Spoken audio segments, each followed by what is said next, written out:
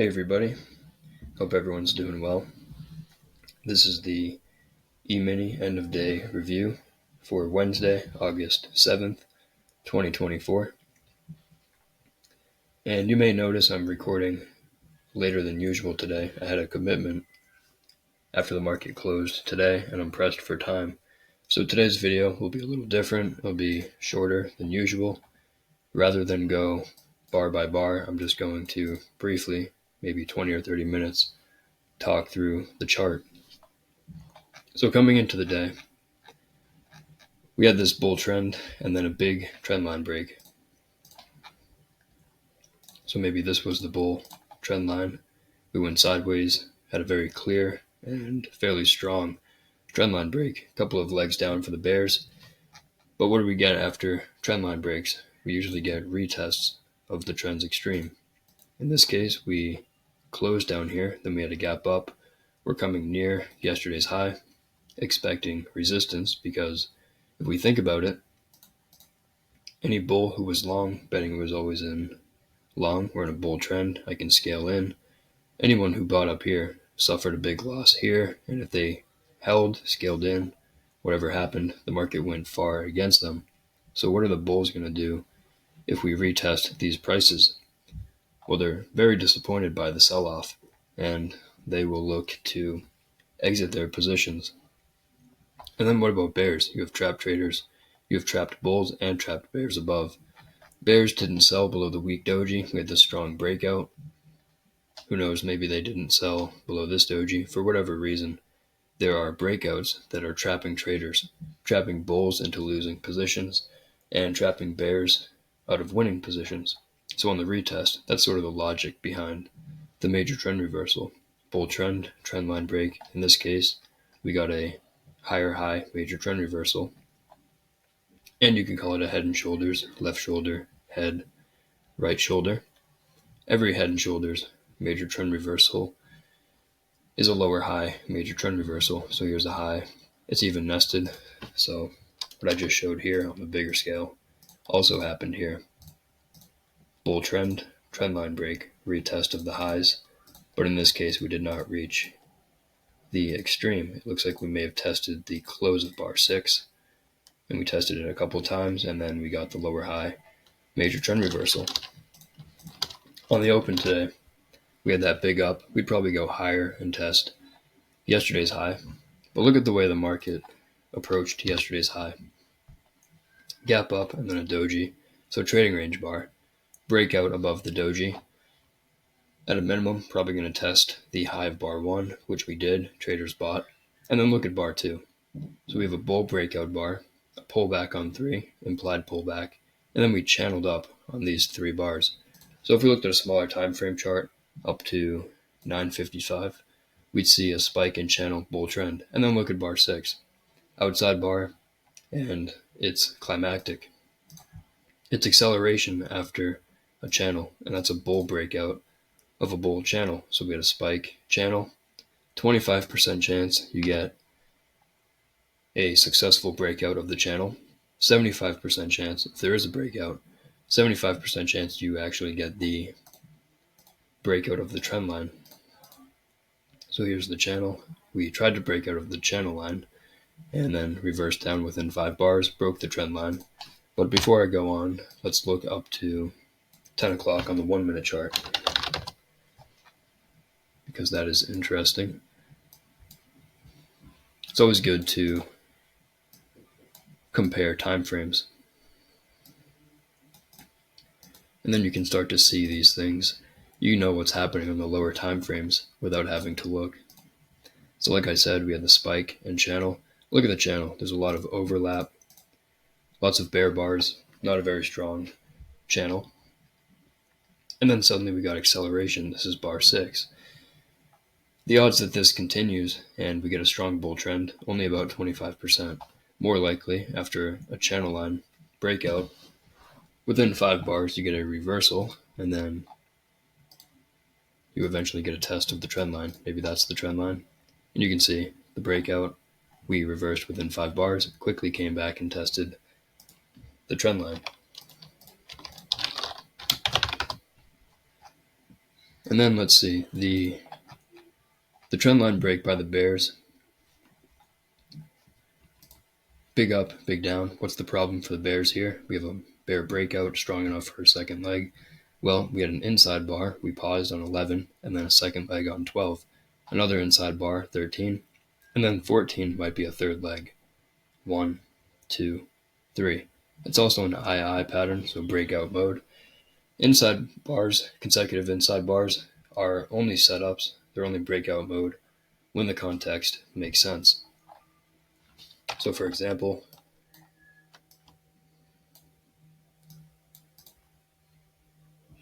see if I can find a quick example. It actually might be worth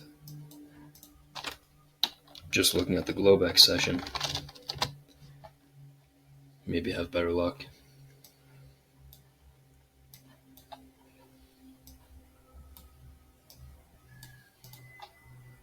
Something like maybe up here. What I'm looking for is a tight trading range. When the market's in a tight trading range, those breakout mode patterns like consecutive inside bars, II, maybe even 3 consecutive inside bars, III, maybe IOI, inside, outside, inside, or OIO, outside, inside, outside. These are all breakout mode patterns. However, context always plays a role. Context is the most important thing in trading. So in here, like even right here, look at bars 63, 64, 65, IOI. It's a breakout mode pattern, but what are we breaking out of? Well, we're in a tight trading range. We're up, we're down, lots of overlapping bars. So more likely, this will just lead to more sideways. That's what it did. However, with today, the reason I brought that up, we had the II on 14, but in this context, we have 3 legs down to the moving average. Like I said, 1, 2, 3. And it's big up, big down. We're testing the moving average. So this is actually a reasonable bar to buy above, but you might only get a test of the trend's extreme. The bears did enough to convert the market into a trading range, which we know we already are. We had the bull trend, trend line break, retest, and this is sideways. And then look at the rally. Strong enough breakout, 15, 16 for a second leg. Bad short below 16, probably buyers below. Again, consecutive inside bars, but probably need a second leg. Then we went outside up, but 19 is an outside bar and a second leg, maybe even a third leg, maybe 1, 2, 3, high in a trading range. So more likely sellers above. And then strong enough breakout here that we're probably going lower, probably at least get below bar 1. And we have a possible double top, early high of the day. And then again, possible lower high major trend reversal. It's nested, it's a higher high, or head and shoulders on the bigger scale. On this scale, bull trend, trend line break, retest, it's a lower high. And then through here, whenever we have a channel, always important to pay attention to breakout points and pay attention to gaps. So we had a bear breakout 21, 22. Breaking out below this neckline, the bar 19 low. So we broke out, and look what happened. We had maybe a 2 or 3-legged rally testing the breakout point, immediately sold off. Then we broke out below bar 1. Broke out, briefly pulled back. If a bull bought below bar 1, betting this is an overall trading range, sell vacuum, maybe a second leg trap, it's reasonable, but then a bad entry bar. You might just exit your long at your original price. This might be strong enough for a second leg. So the bulls get out, the bulls are selling, the bears are always selling, probably going to get a second leg down. That's strong enough for a second leg. What about parabolic wedge?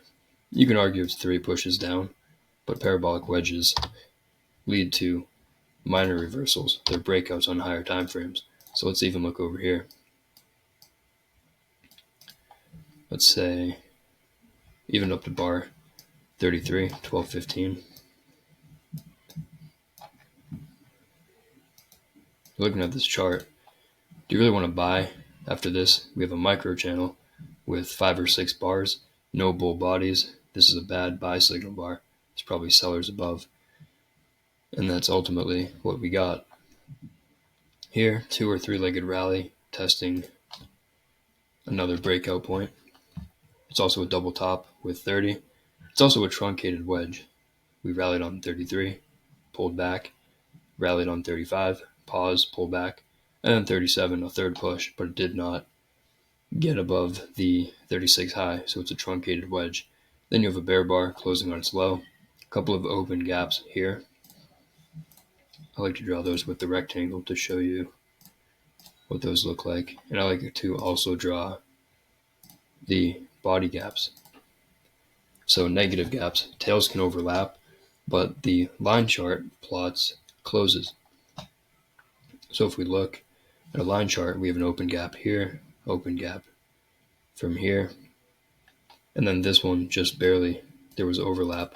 But if you think about it, if you're a bull and you bought below bar 29, this is your entry bar, and you're probably disappointed. And if you're fortunate enough, you scale in, you can exit at break even, buy vacuum testing that breakout point. We bounced, but that was a strong enough minor reversal for a second leg up. There's your second leg. Bad follow through, testing the moving average. Might be strong enough for one more push, bad signal bar, and that's what we got. Then a bear bar closing on its low. Wedge bear flag with open gaps, traders sell. Another strong enough breakout for a second leg. First pullback, likely minor. There's your minor reversal. We pulled back on 42, immediately sold off. This is a sell to close bear trend. And again, the parabolic wedge argument, maybe here, 1, 2, 3, but we have open gaps. The buying pressure is weak. At best, the bulls get a trading range and a minor reversal. Maybe we get to this breakout point. Strong bear breakout, but maybe 3 pushes. It's possible we come back and test up here or this breakout point. And then we're rallying for 2 legs, but then pulled back. So we actually ended up testing the bar 41 low breakout point.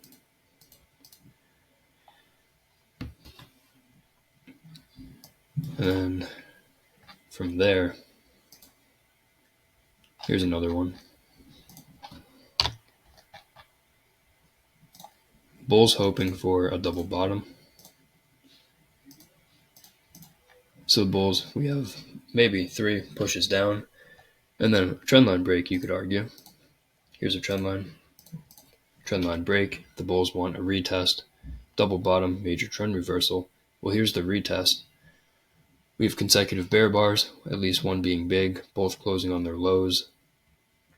This looks more like a continuation pattern than a reversal pattern, so we could easily fall to the measured move before we rally and then go for a measured move up.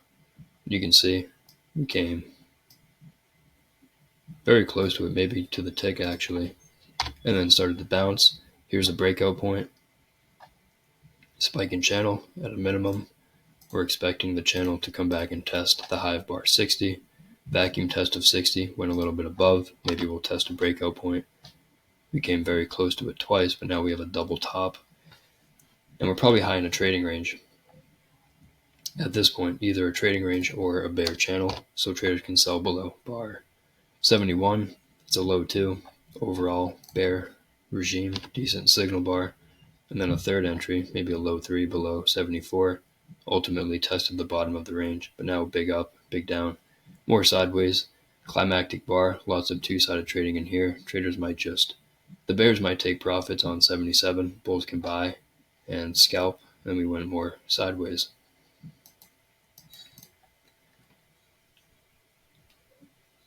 And then for stop orders today,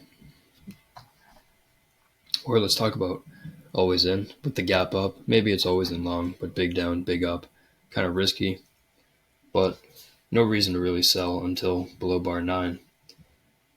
So up to bar 9 might be always in long, but once you get bar 9, always in bulls will exit and bears can short.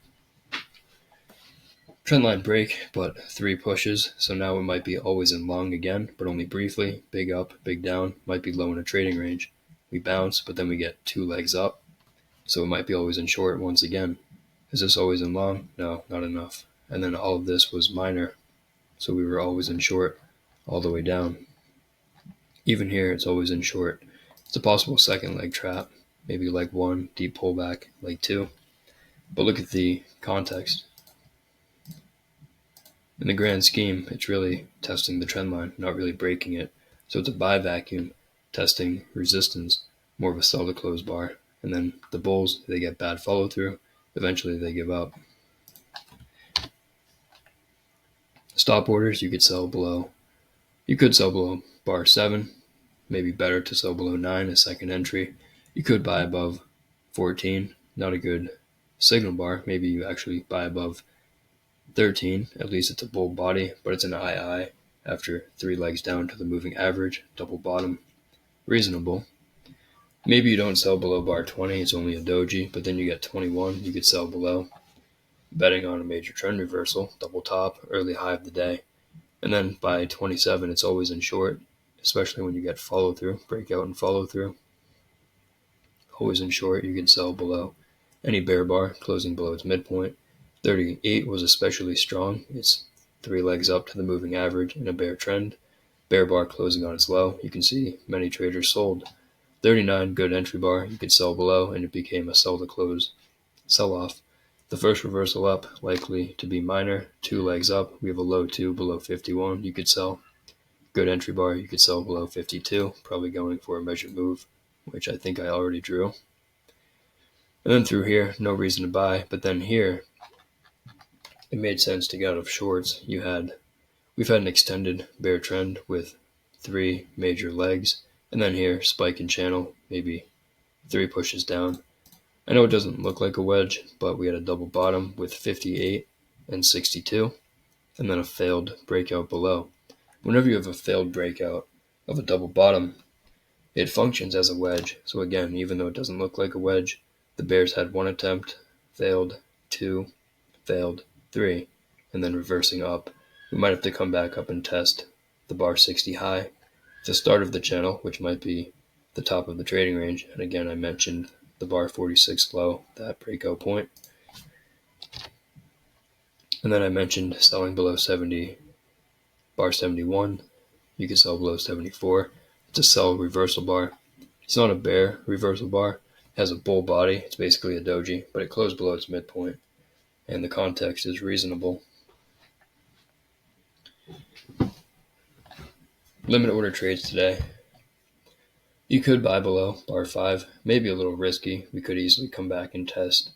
We could have easily came back and tested the low of bar 3. Instead, we got a shallow pullback, brief second leg. Bar 8, even though it's a bull reversal bar closing on its high, we just had a failed breakout attempt of yesterday's high. The context supports trading range, not another bull trend. So failed breakout, and then a high 1 after a failed bull breakout. Probably more sellers above. Down here, we didn't get below bar 14, but traders probably would have bought below. Instead, 15 opened on its low and then just rallied. Strong enough breakout, buyers below for the first pullback and a second leg up, which we had briefly on bar 19. 19 is an outside bar, so expanding triangle, high in the trading range. Traders can sell above. Strong enough bear breakout, 4 bar micro channel, inside bar, you could sell above 23. Strong enough breakout, first reversal, likely to fail. And all the way down, you can sell above really any bar. The bears are controlling price and time, and it's always in short, so you can really sell above any bar, use the correct stop, and you'll probably be fine. Through here, limit order market, buyers below, sellers above. And I'm going to just wrap up this video here. I apologize for having to be quick today, but I appreciate everybody for watching. I hope everyone has a good rest of their night.